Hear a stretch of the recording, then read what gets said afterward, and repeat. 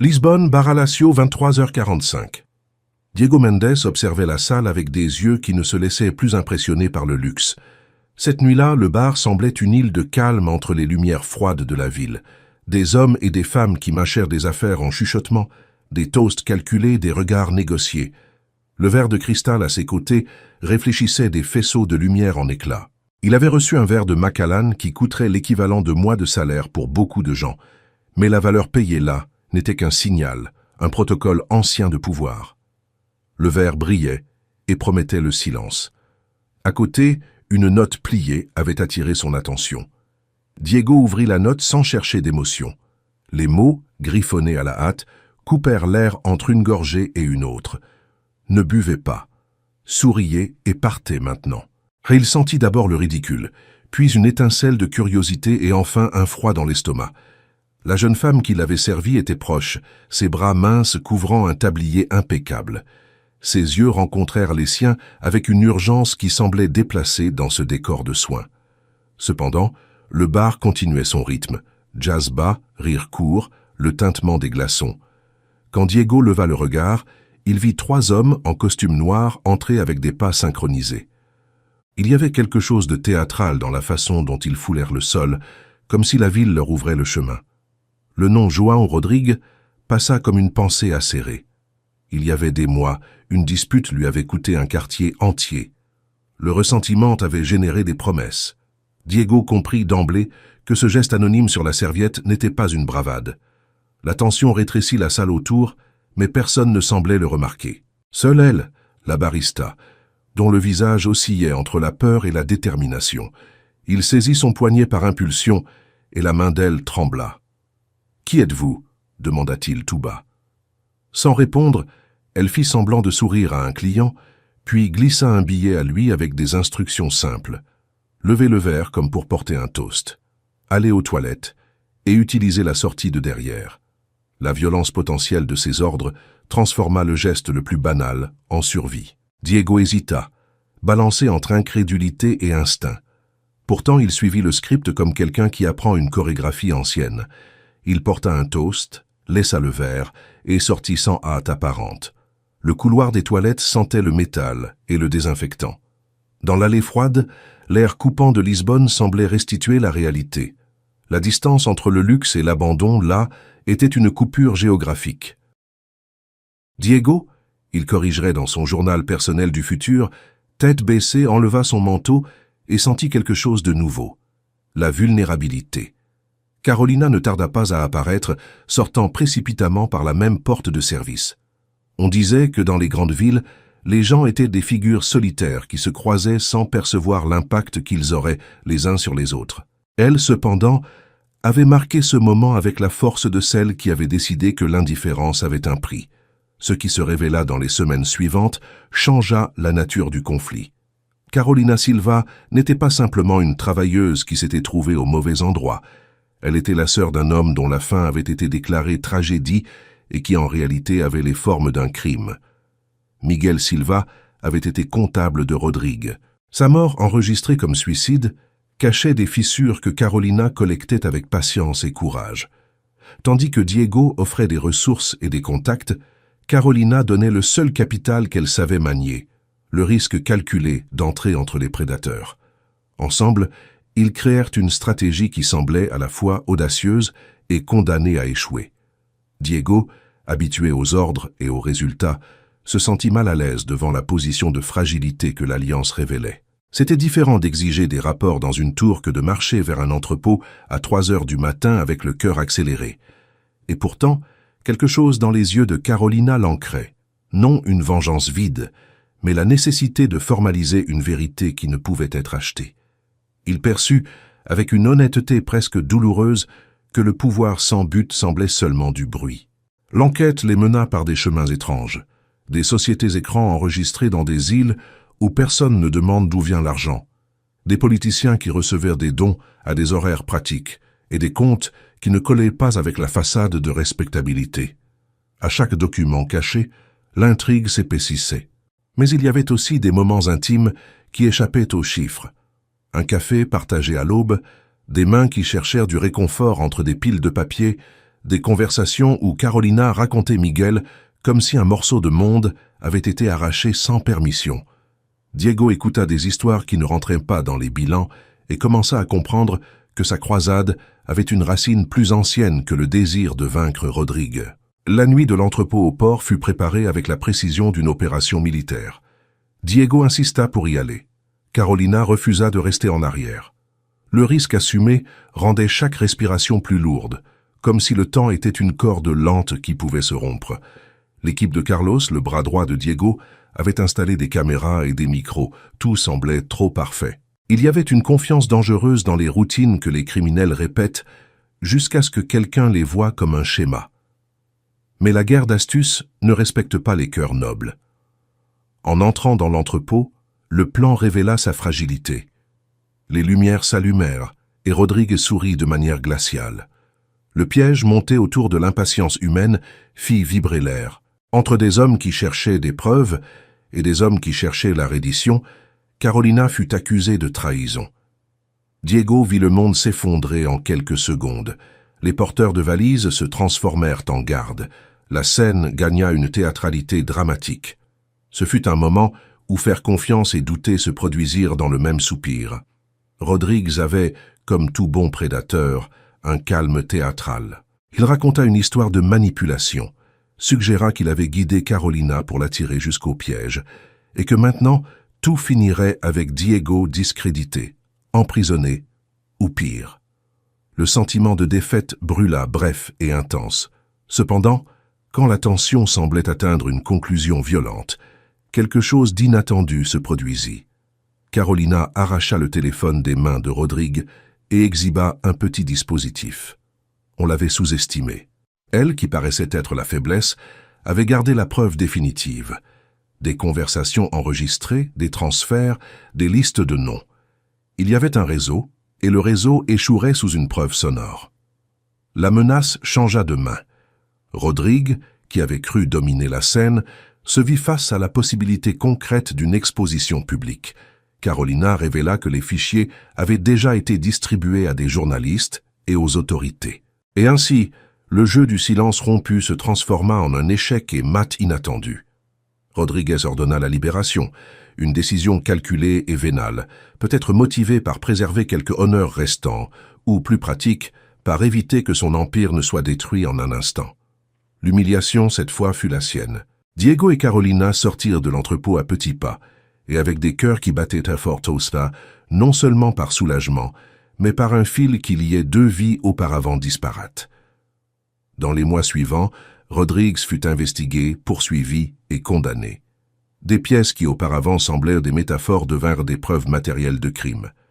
La ville, qui avait vu peu, transforma maintenant sa respiration en vigilance. Pour Carolina, le jugement représenta une clôture et une ouverture. La vengeance qu'il avait nourrie laissa place à planifier un avenir moins marqué par la colère. Et pour Diego, l'expérience déplaça quelque chose d'essentiel.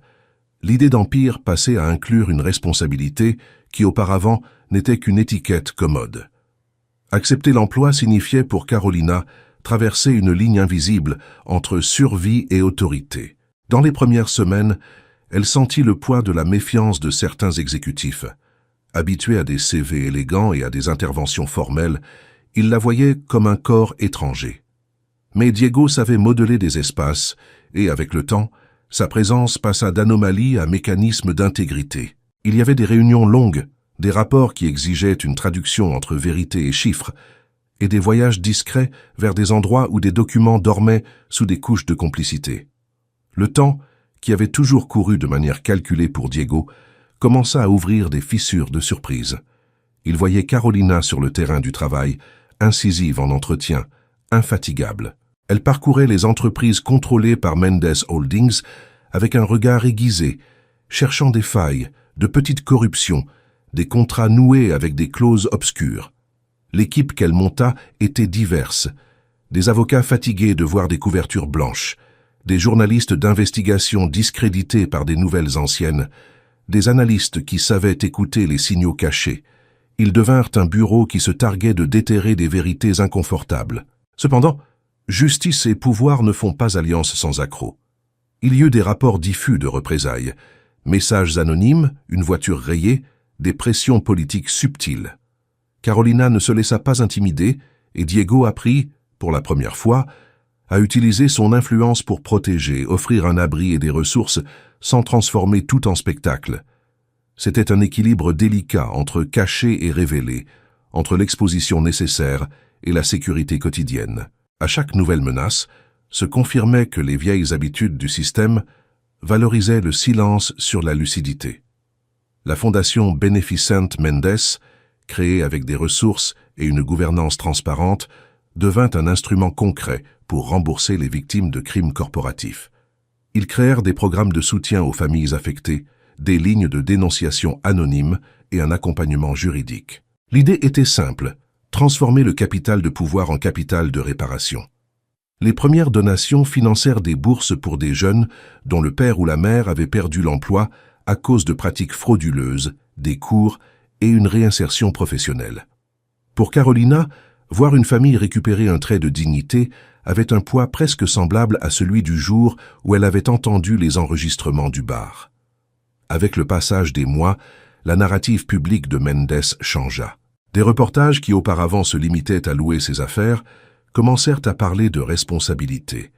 Interview par interview, Diego parla de changement et d'apprentissage, des mots qui, même imprégnés de stratégie, commencèrent à refléter une transformation interne. Ce que la presse ne capturait pas était la difficulté intime. Dormir avec le temps marqué, se souvenir de visages qui demandèrent justice, gérer des ennemis qui maintenant connaissaient ses itinéraires et cherchèrent des espaces pour infiltrer de la rancœur. Carolina, de son côté, apprit à construire une routine qui conciliait vigilance et résilience. Il n'y avait pas de glamour à devenir responsable d'exposer des crimes, seulement la persistance dure de celle qui sait que la justice se fait en petits actes répétés. Il y eut aussi des moments de tendresse, des zones de la vie qui résistaient à devenir des instruments de but. Un dîner simple, sans invité, où ils échangèrent des histoires sur les enfances et les peurs. Diego parla du père ouvrier qui mourut dans un accident. Carolina raconta l'enfance à Porto, les contes qu'elle serrait comme si chaque pièce pouvait coudre l'avenir. On sut alors qu'il y avait de la place pour rire, et que les glissades et les embarras partagés renforcèrent quelque chose que des mots formels ne pourraient nommer. Entre procès et dépositions, ils trouvèrent des heures où la ville semblait seulement le fond pour la construction d'intimités petites et vraies. La vie publique exigeait des postures ambiguës. Quand on le questionnait, Diego reculait. Quand on l'attaquait, il répondait avec la componction de toujours. Il y avait des commentaires malicieux sur ce qu'on appelait « opération de marketing moral ». Un milliardaire qui sauvait sa réputation en parrainant de bonnes actions.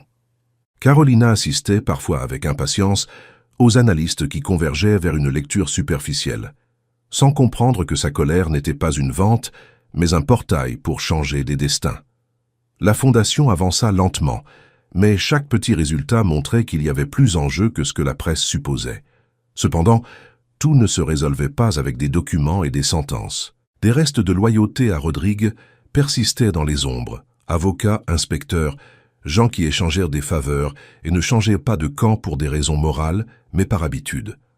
Par un après-midi pluvieux, arriva une lettre anonyme adressée à Carolina avec une seule phrase « Vous devez encore payer ». L'avertissement était à la fois vague et mortel. Diego sentit dans le corps le retour de la peur, mais cette fois différente. Il avait appris à traduire la peur en stratégie. Il renforça les sécurités, changea les itinéraires et mobilisa l'équipe sans alarme. Carolina, malgré la menace, continua à travailler avec la même détermination, comme si la peur faisait partie du terrain où l'on plantait les certitudes futures. Le processus judiciaire de Rodrigue apporta une autre conséquence. Des histoires émergèrent, des témoins qui auparavant tremblaient décidèrent de parler. Chaque récit augmentait la population des responsabilités et en même temps rendait précaire la classification d'impunité.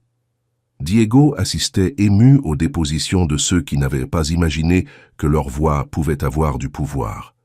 Il y avait des larmes, il y avait des rires, et aussi la fatigue des gens qui avaient attendu des décennies pour que quelqu'un les écoute. Carolina, en voyant les familles être réparées, sentit quelque chose comme un double deuil. Pour Miguel et pour toutes les autres vies écrasées par des systèmes qui prétendent fonctionner pour peu. Avec le temps, La relation entre Diego et Carolina mûrit hors des flashs. Le mariage fut un choix intime, modeste, dans un registre civil minuscule, entouré de quelques amis et familles qui virent le parcours. Pour beaucoup, la scène fut surprenante. L'homme de l'Empire et la femme qui avait appris à lire les ombres promettaient maintenant un soin mutuel. Mais l'union n'effaça pas les différences. Il y avait des protocoles à concilier, des regards qui devaient comprendre de nouveaux contextes. Le quotidien exigeait une négociation constante entre devoir et désir. Pourtant, ils marchaient ensemble, apprenant à combler des lacunes que la peur et l'ambition avaient laissées. Des années plus tard, quand la Fondation finançait déjà des centres de soutien, des cours et des campagnes éducatives, Diego inaugura un bâtiment anonyme dont le nom ne rappelait pas une marque, mais une fonction, Centre Miguel Silva. Là, les familles trouvaient une orientation juridique. Les jeunes avaient des stages garantis et des professeurs enseignaient sur la transparence. Carolina, maintenant directrice, parcourait les couloirs avec la même tranquillité que celle qui visite un hôpital pour vérifier les pansements. Il y avait des jours où le passé revenait en mémoire, mais aussi la certitude que quelque chose de ténu et de profond avait été construit. Les deux savaient que la justice n'était pas un point final, mais un engagement. Aux anniversaires de Miguel, il laissait des fleurs et une note avec des mots simples « Merci pour une sœur si courageuse ». C'était un rituel qui rappelait que la justice venait en actes répétés, pas seulement en manchettes. Diego et Carolina trouvèrent un mode d'exister qui acceptait les contradictions. Le luxe était devenu un outil et non une finalité. La douleur, un souvenir qui guidait les choix. Il y avait encore des risques, des voies contraires et des endroits où le pouvoir essayait de corroder ce qui se construisait. Cependant, en marchant côte à côte dans Lisbonne, main donnée, il reconnaissait que la rencontre entre deux vies avait apporté quelque chose que la ville pouvait difficilement mesurer. La conviction que la responsabilité est une pratique continue. Et ainsi, avec des pas lents et des décisions fermes, ils continuèrent à écrire des jours dont la valeur dépassait les bilans et les titres, transformant le passé en combustible pour un avenir moins injuste. Ils tinrent la promesse, protéger et se souvenir sans cesse toujours.